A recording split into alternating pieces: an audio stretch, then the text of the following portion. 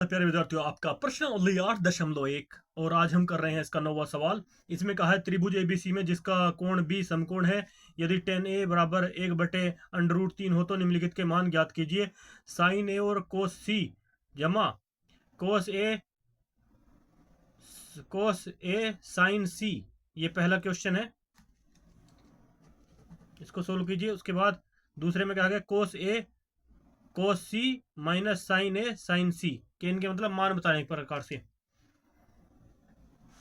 तो सबसे पहले प्यारे विद्यार्थियों हम लिखेंगे इसमें हल, हमारे पास क्या दिया हुआ है।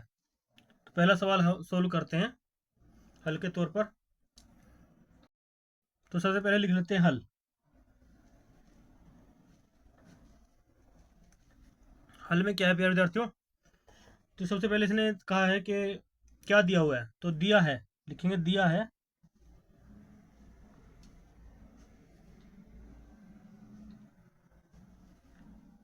दिया है। ये पेन चल नहीं रहा है इसलिए दूसरे पेन का यूज, तो लिखेंगे दिया है क्या दिया है हमारे पास, tan ए बराबर क्या दे रखा है इसने,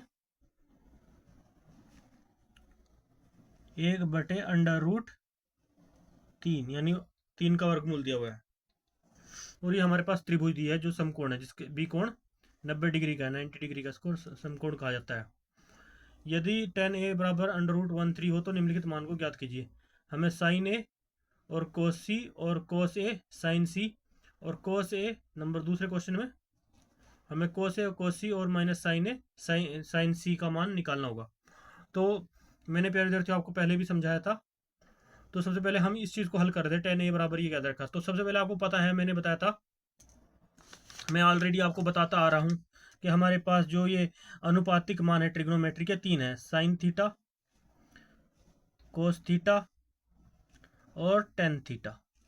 अब इनके लिए फॉर्मूला क्या बनता था, मैंने बताया था आपको, हिंदी में तो बोलते हैं लाल बटे काका, लाल बटे काका काका, और इंग्लिश में बोलते हैं पंडित। हिंदी में बोलते हैं लाल बटे काका और इंग्लिश में बोलते हैं पंडित बद्री, पंडित बद्री बद्रीनाथ या बद्री प्रसाद, पंडित बद्री प्रसाद, ये पी से प्रसाद हो गया, पंडित हो गया बद्री प्रसाद, हर हर बोले, हर हर बोले।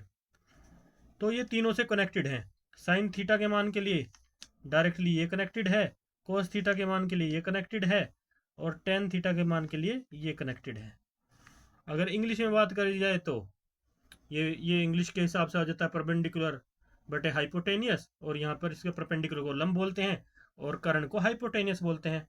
इसी तरह से कोस थीटा, अब टेन थीटा के बारे में कहा गया है, तो टेन थीटा का मान किसके बराबर होगा हमारे यहाँ, ये होगा लंब बटे आधार, परपेंडिकुलर बराबर बटे बेस। तो किस चीज़ के बराबर होता है ये, परपेंडिकुलर बेस। तो हम हिंदी में लिख लेंगे लाल बटे काका, यानी इसको बोलेंगे पहले पॉइंट को लंब, ये लंब के बराबर होगा, और दूसरा पॉइंट होगा बी आधार। तो इस तरह से ये हमारे पास लंब और आधार का ज्ञान यहाँ पे मिल गया हमें कि क्या लंब है क्या आधार है। इस फॉर्मूले को हमें बड़े माइंड में हमेशा रखना है, इसके आइडिया से हम सब निकालते जाएंगे। तो अब हमारे पास ये लंब है, ये आधार हो गया, तो इसको इसी के हिसाब से हम कर्ण निकाल लेते हैं। अब हमारे पास लंब और आधार दे रखा है, कर्ण नहीं दे रखा, तो पाइथागोरस प्रमेय से चलेंगे। तो अब इस त्रिभुज में क्या करेंगे, हम ये मान पुट कर लेते हैं, रख लेते हैं यहाँ पे मान। तो टेन ए को अगर हमने वो माना है तो टेन ए के हिसाब से आधार हमारा क्या हुआ, आधार हमारा टेन ए, जिसको टच करती है वो क्या हो जाता है, आधार हो जाता है।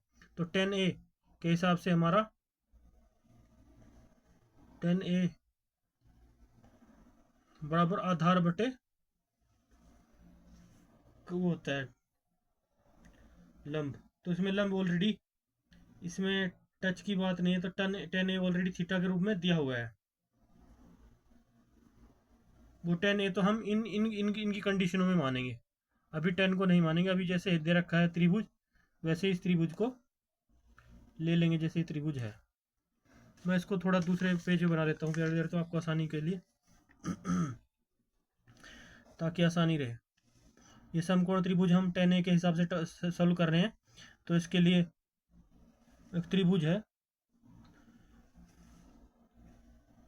वो तो हम इनके हिसाब से सॉल्व करेंगे, A B C, A B और सी, और बी इसमें समकोण है 90 डिग्री का कोण है तो tan A के हिसाब से इसमें क्या दिया हुआ है, tan A के हिसाब से इसमें दे रखे हैं लंब बटे आधार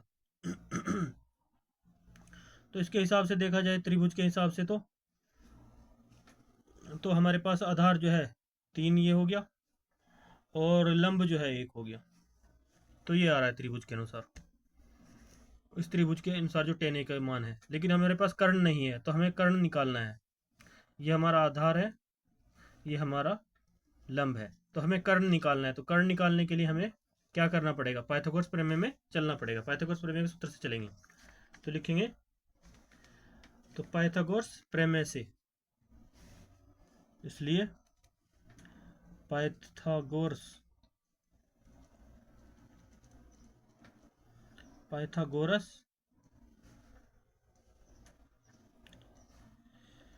प्रमेय से, तो क्या होता है, कर्ण बराबर होता है लंब का वर्ग प्लस आधार का वर्ग और पूरे का वर्गमूल, ये होता है।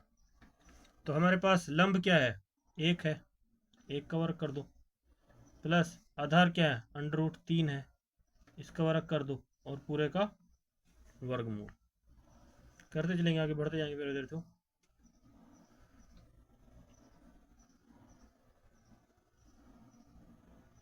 तो इसके बाद क्या आ रहा है हमारे पास, इस कर्ण की शक्ति इस करनी के बराबर होती है, तो ये कट जाए करनी से करनी, तो क्या बचा हमारे पास, एक को 2 बार गुणा करेंगे, एक आएगा +3 √ ये 3 आ, तो क्या बन गया आगे, 1 और 3 4 का कर्ण वैल्यू कहते हैं आ गई 2, तो कर्ण का मान आ गया हमारे पास 2।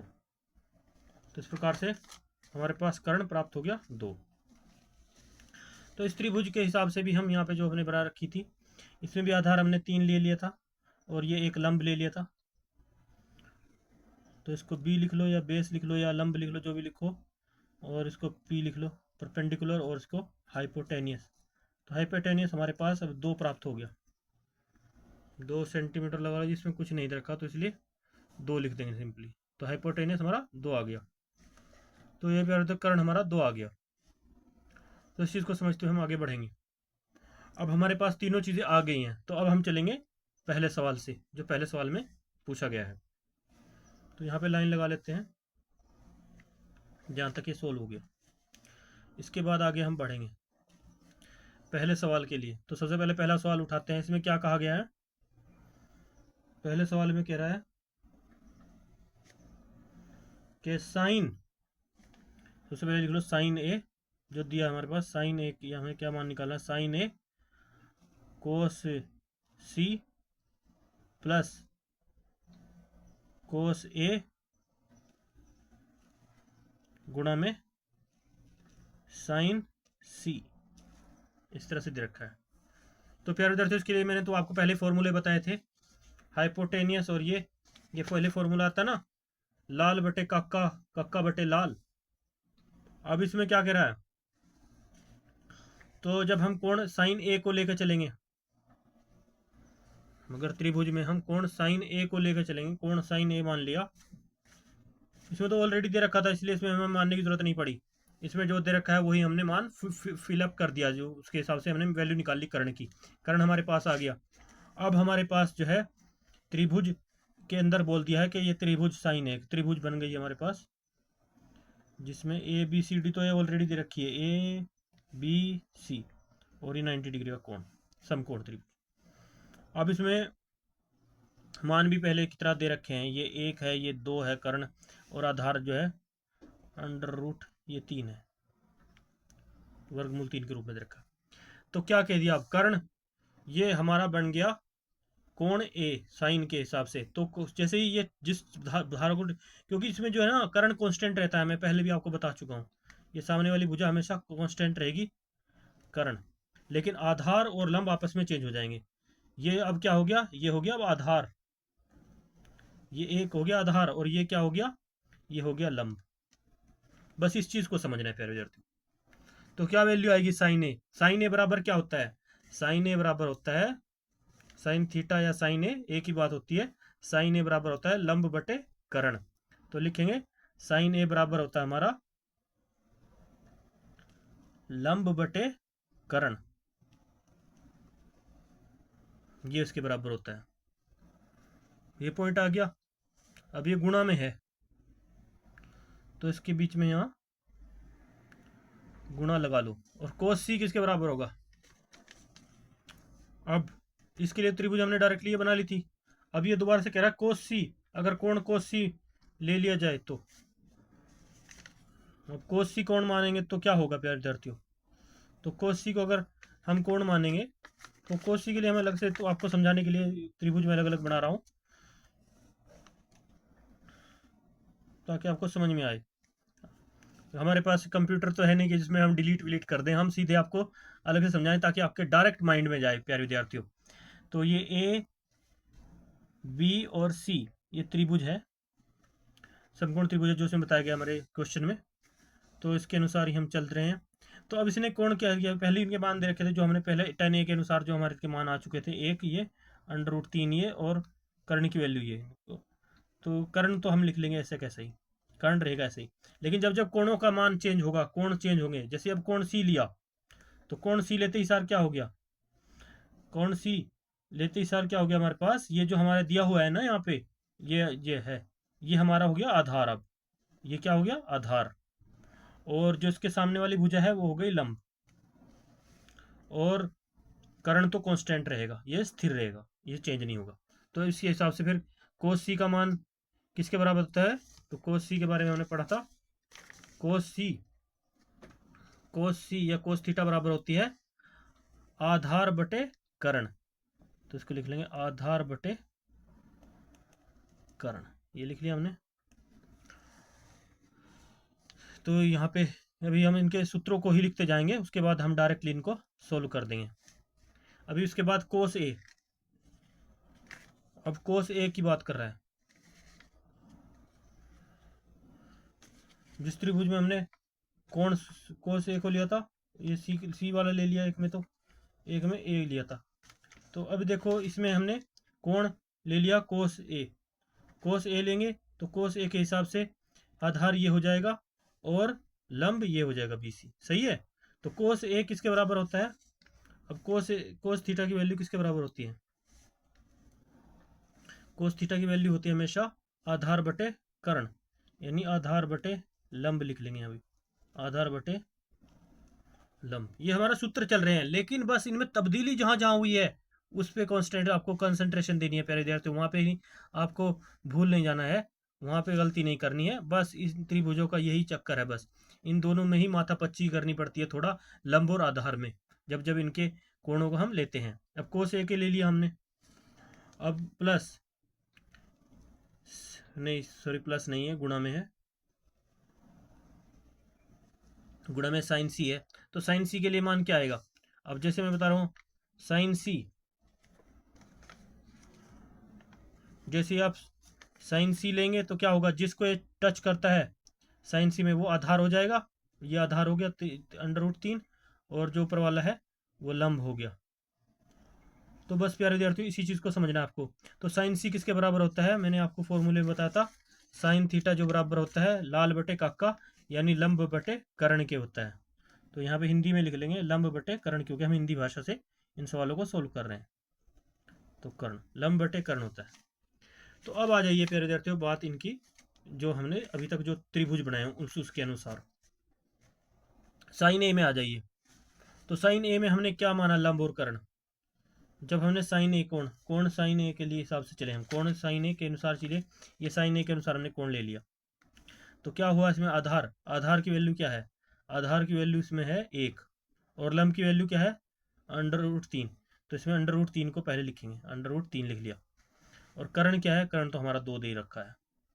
तो आगे बढ़ते जाएंगे इसी तरह से, √3 आ गया यहाँ पे, और गुणा में फिर क्या है हमारे कोस सी की वैल्यू क्या है, कोस सी में क्या आधार है, तो कोस सी के लिए हमने ये कोण चुना, यहाँ पे कोस सी आ रही है, तो इसमें आधार क्या हो गया, आधार इसमें हो गया √3 और लंब हो गया 1। तो कोस सी की वैल्यू किसके बराबर होती है, आधार बटे कर्ण के। तो आधार क्या है हमारा √3 और कर्ण क्या है 2, ये तो कांस्टेंट रहता है कर्ण। तो प्यारे विद्यार्थियों आपको समझ में आना चाहिए, बस इसी में माथापच्ची होती है जिसमें विद्यार्थी कंफ्यूज हो जाते हैं। और इसके बाद प्लस का निशान है बीच में। इसके बाद कोस ए में चलेंगे, कोस ए।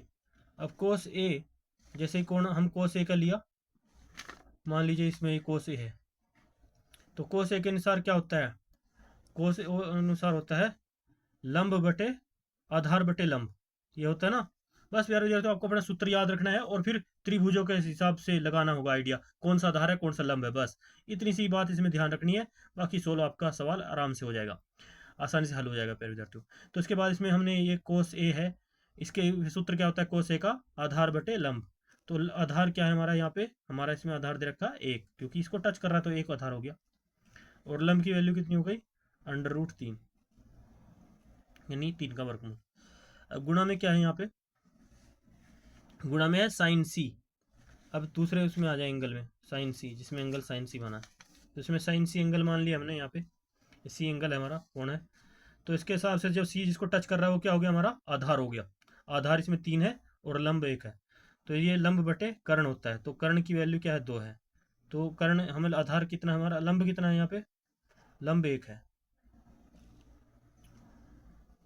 तो इसके अंदर भी लंब बटे कर्ण है ना, लंब बटे कर्ण है किसके बराबर, साइन सी के।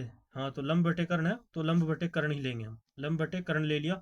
तो लंब इसमें जो हमारा 1 दे रखा है और आधार 3 होगा √3, तो कर्ण जो है 2, तो 1/2 आ गया। तो उम्मीद करता हूँ प्यारे विद्यार्थियों आपको ये समझ में आ रहा होगा।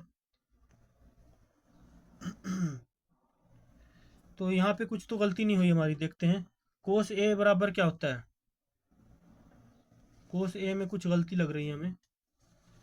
जब हमने कोस ए किसके बराबर होता है, कोस ए बराबर कर्ण के होता है ना, तो यहाँ पे हमने गलती कर दी। देखो प्यारे विद्यार्थियों, कोस ए जो है आधार बटे कर्ण होता है।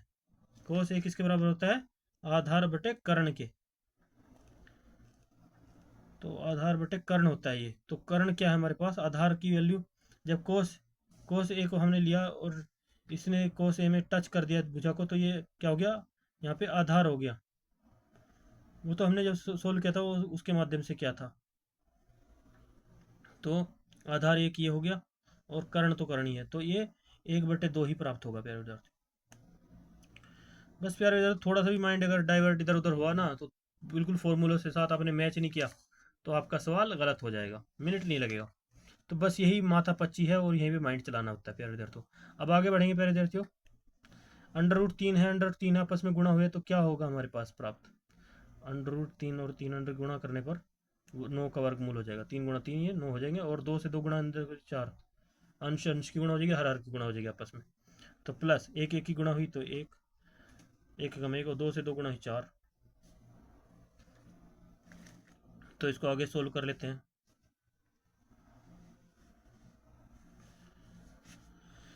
इधर को आगे बढ़ा लेते हैं प्यारे विद्यार्थियों, इधर ले आते हैं इसको। 9 का अंडर रूट कितना हो जाएगा, ये 9 का जो है वर्ग को निकाल देंगे तो 3/4 हो जाएगा, प्लस 1/4।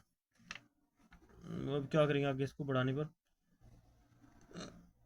एलसीएम ले लेंगे, लघुत्तम। लघुत्तम आ गया 4, तो 4 से अगर 4 काटेंगे 3 का 4, 4 3 का 3 आएगा, 1 से 1 4 कटेंगे, 4 कट जाएगा तो +1, तो बराबर आ गया।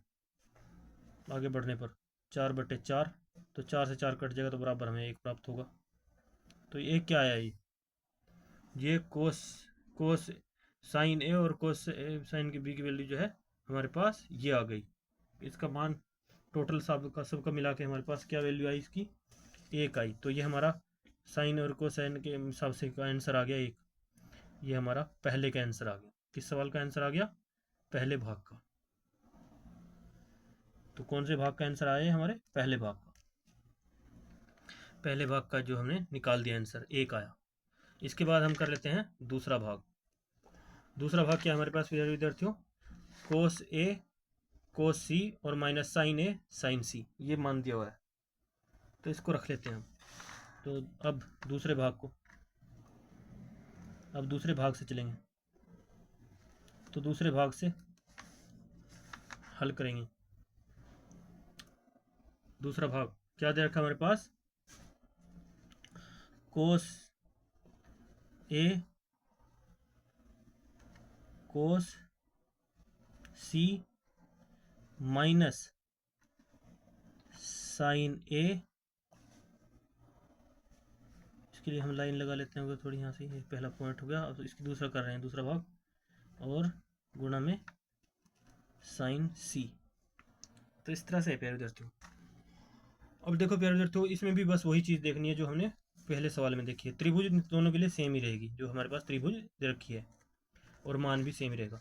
तो कोस ए, जब कोण हम कोस ए ले रहे हैं, तो कोण हमने कोस ए लिया, कोस ए,